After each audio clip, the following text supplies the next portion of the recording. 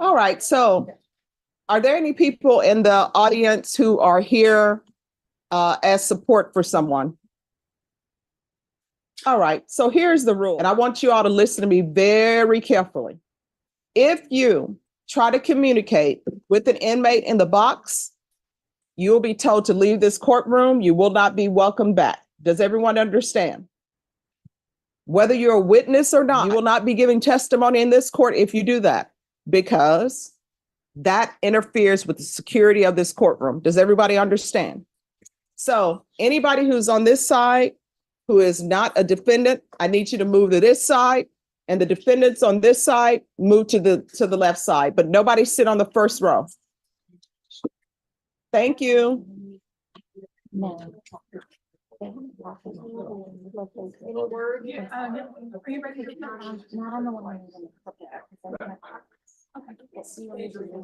Yes.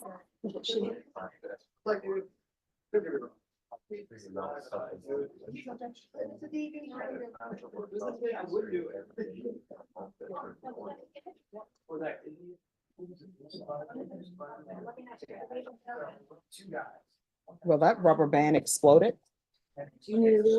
Oh, no, that's fine. Come up here, sir. All right, Joshua Patillo. Come here. Yes. So it says plea deadline, but I thought that today was the final discovery. It's the plea deadline date, but I did inform you all if between November and now, if all the discovery hasn't been done, the court will reconsider the plea deadline date. And that's what- Doesn't need to be right now, but at some point. All right, so this is up for trial.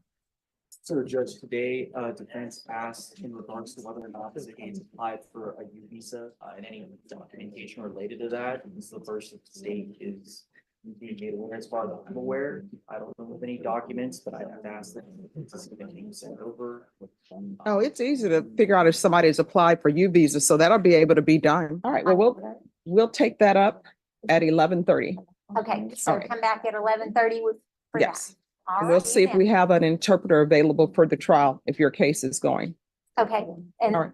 is that when I'm gonna find out where I am in the lineup? Yeah. All right, I'll see you at 11:30. All right, thank you. Jose Barrera? Well, the wife and I work many different hours, and to get him a job, to get him to and from, would be hard for us. You know, without him driving, or if he has strict rules, can't work at night or certain times throughout the day. So far, then the GPS hasn't affected any of those prospects. Not at this time. And before he was arrested in November of 23, was he employed? He had worked at 2 jobs shortly. He wasn't arrested at that time. That was the 2 years prior to him being arrested. So the conditions haven't had any effect on previous employment. It hasn't at this time, except for requesting to attend the interviews. Nothing from the state. All right, any follow-up? No. All right, thank you so much for coming. All right, the person in the red jacket, can you come forward, please? She says she doesn't understand English. All right, if she's underage, she should be in school. And my understanding is, for those who have children, are there any districts that are not currently in school? Nobody has children? Judson is back? All right, so she needs to be removed from the courtroom. I don't have underage people in the courtroom. All right, and the purple person in the gray suit, who is he? He's the U.S. executive of the United States. All right, so you're the U.S. executive with the, which part of the United States? I mean,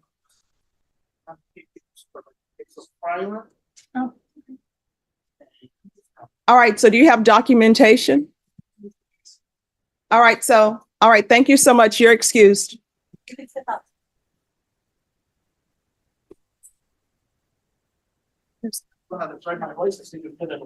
Thank you. Have a great day.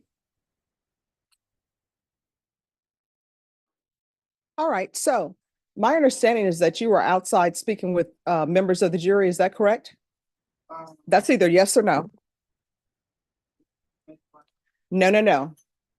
You were outside speaking to the jurors, yes or no? Nope. Were you outside speaking to the jurors? Yes or no? Detaining, sir. It's getting me nervous. Yeah, detaining. It's a difference between getting arrested.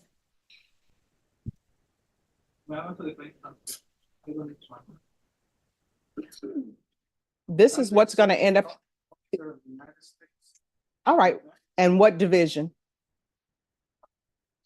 All right. Do you have documentation for that? Oh, what is your name? Spell that. First name? Last name? Yes. Spell it. And where's your documentation that show you work for the federal government?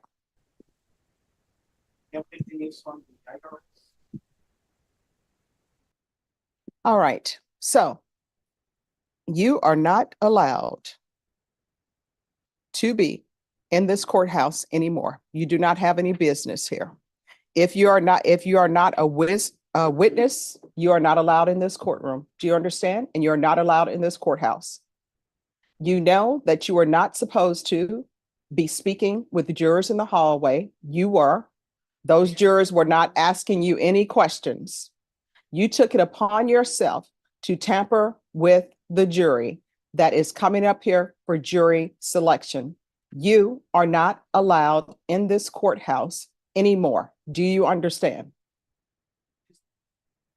No. Do you understand? So do not come back into the courthouse. That means this courthouse. That means the courthouse next door that is the historical courthouse. Do you understand? All right. All right. If you can see that he's escorted off the premises.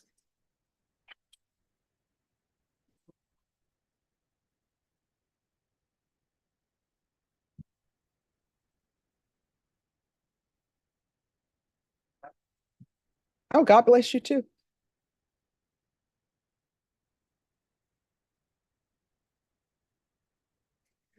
But personally, I don't feel comfortable with using this jury as the jury pool because I don't know what was said.